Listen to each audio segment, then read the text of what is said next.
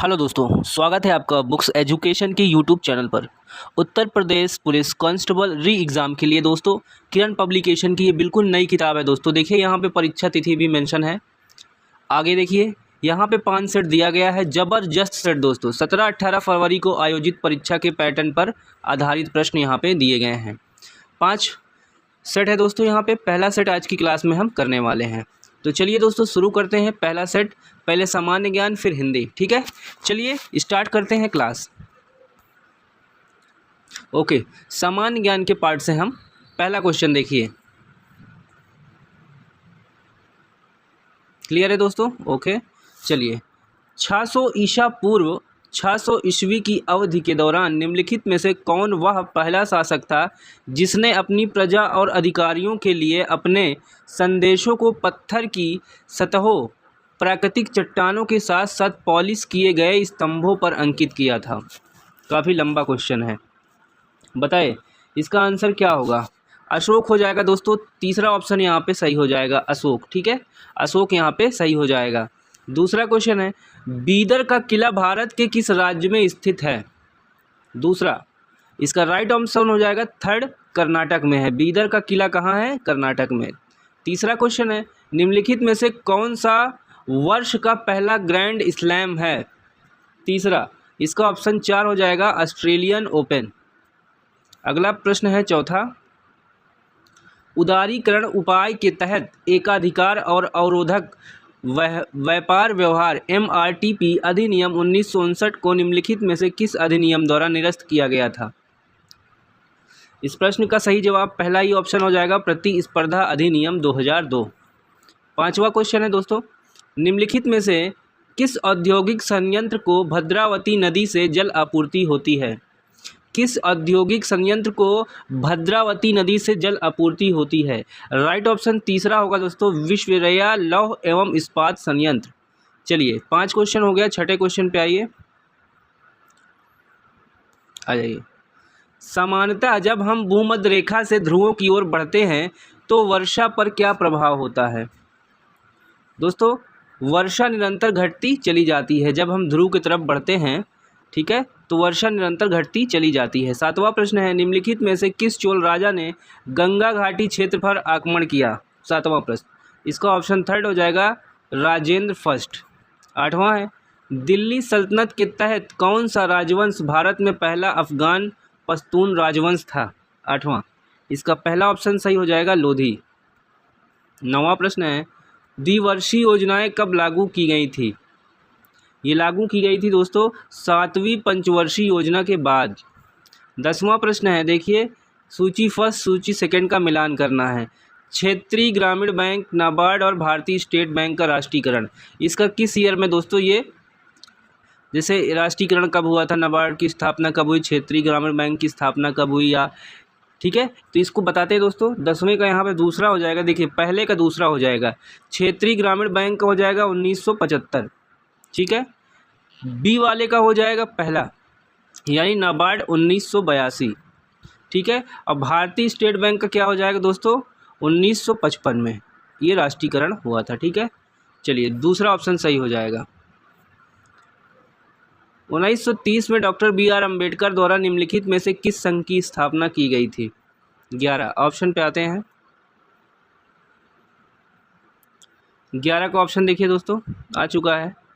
अम्बेडकर द्वारा जो है डिप्रेस्ड क्लासेस एसोसिएशन की स्थापना की गई थी। 12 है, निम्नलिखित में से कौन सा उच्च न्यायालय 1866 में स्थापित किया गया था? चौथा ऑप्शन, इलाहाबाद उच्च न्यायालय। क्वेश्चन नंबर 13 है, 1991 में भारत को डैश के कारण आर्थिक संकट का सामना करना पड़ा था? किसके कारण करना पड़ा था दोस्तों? भारी कर्ज के बोझ के कारण आर्थिक संकट का सामना करना पड़ा था। किसी कार्बन यौगिक को जलाए जाने पर एक साफ लौ उत्पन्न होती है, यह इंगित करता है कि क्या है? बताइए ये क्या है दोस्तों? ये संतृप्त हाइड्रोकार्बन यौगिक है। 15 है, चंपारण सत्याग्रह का नेतृत्व ब्रिटिश भारत के निम्नलिखित स्वतंत्रता सेनानियों में से किसके द्वारा किया गया था? 15 का 2 हो जाएगा, महात्मा गांधी। 16 हो जाएगा, निम्नलिखित में से किस संशोधन अधिनियम ने भारतीय नागरिकों के लिए मौलिक कर्तव्य को निर्धारित किया है? इसका ऑप्शन हो जाएगा 42वें संविधान संशोधन ने। 16। आइए दोस्तों 17 पे। गैलेना, कैल्कोपाइराइट और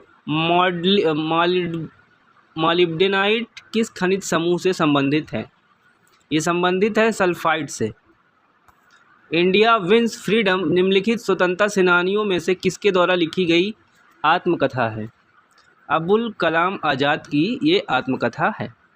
19 है, भारतीय संविधान के अनुच्छेद 51 में कहा गया है कि राज्य क्या करेगा? राज्य अंतर्राष्ट्रीय शांति सुरक्षा को बढ़ावा देने का प्रयास करेगा। चौथा ऑप्शन यहाँ पे सही है दोस्तों, ठीक है। 20, निम्नलिखित में से कौन सी नदी मध्य प्रदेश में धुआंधार जलप्रपात बनाती है?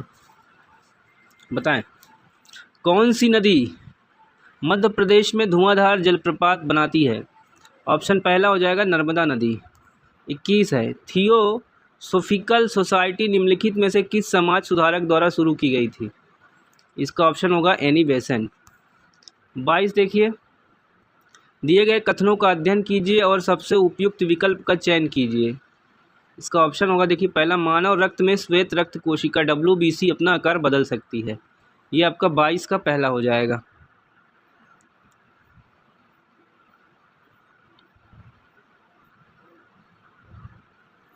निम्नलिखित में से किस अधिनियम के तहत ईस्ट इंडिया कंपनी द्वारा व्यावसायिक गतिविधियां और ब्रिटिश संसद द्वारा राजनीतिक गतिविधियों की देखभाल की जानी थी? 23 का 2 हो जाएगा पिट्स इंडिया अधिनियम 1784। 24 है, न्यू मंगलोर बंदरगाह किस राज्य में स्थित है? ये दोस्तों कर्नाटक में स्थित है। 25 है, क्रिकेट गेंद की परिधि लगभग कितनी होती है? ये लगभग 9 इंच की होती है। भारत के संविधान के अनुच्छेद 21A के तहत बच्चों को मुफ्त और अनिवार्य शिक्षा प्रदान करने की आयु कितनी है? इजी क्वेश्चन है दोस्तों, 6 से 14 वर्ष, पता ही होगा आपको। 27 है, स्पीकर, अध्यक्ष और उपाध्यक्ष डिप्टी स्पीकर की अनुपस्थिति में लोकसभा की अध्यक्षता कौन करता है? अध्यक्ष द्वारा मनोनीत पैनल के सदस्यों में से कोई व्यक्ति। 8 या 9 सदस्य होते हैं दोस्तों पैनल में। चलिए 28 है, निम्नलिखित में से कौन सा मंदिर विश्व के चुंबकीय निरक्ष के केंद्र बिंदु पर स्थित है? 28, इसका पहला ऑप्शन हो जाएगा चिदम्बरम मंदिर, ठीक है, स्क्रीनशॉट ले सकते हैं आप। 29 आइए,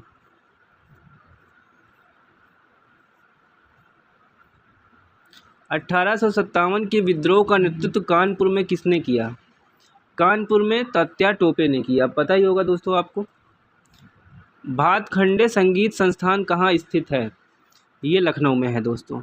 अगला क्वेश्चन है 31, 18वीं लोकसभा चुनाव में कितनी महिलाएं चुनी गई? अभी जो चुनाव हुआ था, तो दोस्तों यहाँ पे जो हो जाएगा 74 महिलाएं सांसद बनी हैं इस चुनाव में।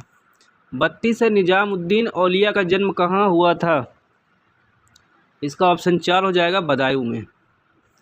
33 है, उत्तर प्रदेश विधानसभा में कितने सदस्य हो सकते हैं? 404, लोकसभा नहीं राज्यसभा की बात हो रही।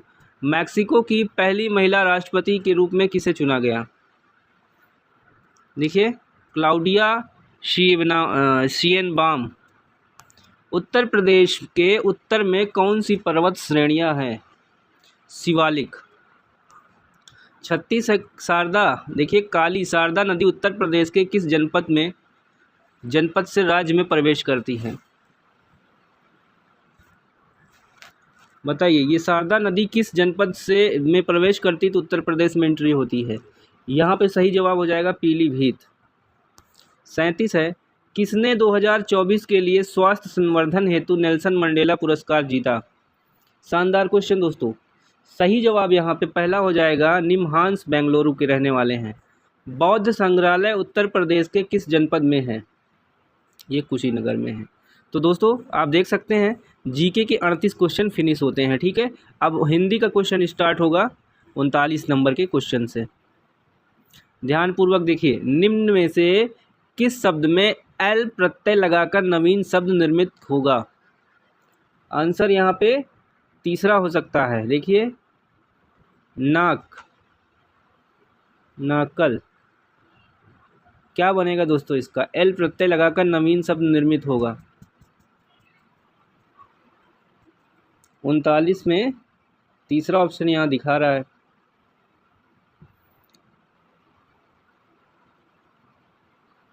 चलिए कंफ्यूज मत होइए। 40 देखिए, जिस समय मुश्किल से भिक्षा मिले वाक्यांश के लिए एक शब्द। तगड़ा क्वेश्चन है, देखिए दुर्भिक्ष हो जाएगा। 41 है, निम्न में से किस वाक्य में रेखांकित शब्द बहुवचन है? 41 का 4 हो जाएगा, आशीर्वाद के अक्षत बरसे। अग्राह में कौन सा उपसर्ग होगा? इसमें दोस्तों अग्र हो जाएगा उपसर्ग। देखिए अगला क्वेश्चन 43 है, वर्षा के जल से पालित वाक्यांश के लिए एक शब्द।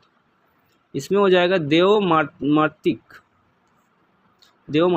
चलिए 44 है, निम्न में से एक वचन शब्द का उदाहरण कौन सा है? एक वचन दोस्तों हो जाएगा आपका सज्जनता। 45, निम्न में से किस शब्द में आहट प्रत्यय लगाकर नवीन शब्द निर्मित होगा? आहट पीछे लगेगा, गर्माहट। 45 का ए हो जाएगा। भापति का संधि विच्छेद क्या है? संधि क्या है बताइए? विसर्ग संधि है दोस्तों। भूपति होना चाहिए कि भास्पति होना होगा? 46 का भास्पति होगा दोस्तों, ठीक है। 47 है, निम्न में से क्रिया से निर्मित संज्ञा शब्द कौन सा है? ये हो जाएगा चलन। निम्न में स्त्रीलिंग बताना है, कौन सा होगा? यहाँ पे बात हो जाएगा, ठीक है। निम्न में से पूर्ण भूतकाल का उदाहरण क्या है? पूर्ण भूतकाल यही है, देखिए, कथा पूरी ना हो पाई थी कि सब लोग चले गए। 49 के आगे 50। अधिकरण कारक अन्य पुरुष बहुवचन शब्द। सही जवाब यहाँ पे दूसरा होगा, उन पर। 3.25 कोश हो जाएगा अपूर्णांक बोधक विशेषण। निम्न शब्दों में से परिणाम दर्शक समुच्चय बोधक शब्द बताना है। सही जवाब यहाँ पे हो जाएगा दूसरा 100। 53 है, निम्न में से मिश्र वाक्य नहीं है। मिश्र वाक्य नहीं है, पत्ते सूख रहे हैं इसलिए वे पीले दिखाई देते हैं। विसर्ग का संधि विच्छेद क्या होगा? 54 का 4 हो जाएगा विसर्ज। देखिए अत्युष्म क्या होगा? अत्युष्म कौन सी संधि है? तगड़ा क्वेश्चन, यण संधि। यह थैली मुझे मिली वाक्य में मुझे कैसा बहुवचन है बताइए? आंसर तीसरा हो जाएगा उत्तम पुरुष बहुवचन। अगला 57 है, निम्न में संयुक्त वाक्य कौन सा है? तो संयुक्त वाक्य देखिए आगे देखते हैं, चौथा ऑप्शन होगा, ये देखिए, गर्मी से पदार्थ फैलते हैं और ठंड से सिकुड़ते हैं, ठीक है। दिए गए शब्दों में सदृशवाचक संबंधवाची शब्द कौन सा है? इसमें नाई हो जाएगा, ठीक है, नाई। उचित मुहावरे से वाक्य पूर्ण कीजिए। ताने पर ताने देकर सास ने बहू का, बताइए क्या होगा? बहू का कलेजा छलनी कर दिया, ठीक है, ए ऑप्शन पहला। नराधम में कौन सा समास विग्रह होगा बताइए? इसमें नरों में अधम हो जाएगा, ठीक है। 61 है, निम्न में से तद्भव तत्सम का कौन सा युग्म सुमेलित नहीं है? 61 का सही जवाब दोस्तों तीसरा होगा, पठ और पढ़। अब्ज का अर्थ नहीं है, बताइए अब्ज का कौन सा अर्थ नहीं है? तो बादल नहीं है। यार किस भाषा का शब्द है? 63, ये हो जाएगा फारसी। जागरण का विलोम बताना है, जागरण का विलोम, ये हो जाएगा सुसुप्ति, ठीक है। छिछोरा आदमी जरा सी चीज पाकर इतराने लगता है और गर्व करने लगता है। निम्न में से किस लोकोक्ति से इस कथन की संगति बैठती है? 65 का 3 होगा, बंदर को मिली हल्दी की गांठ पंसारी बन बैठा। 65 हो गया दोस्तों। आगे आइए 66 पे।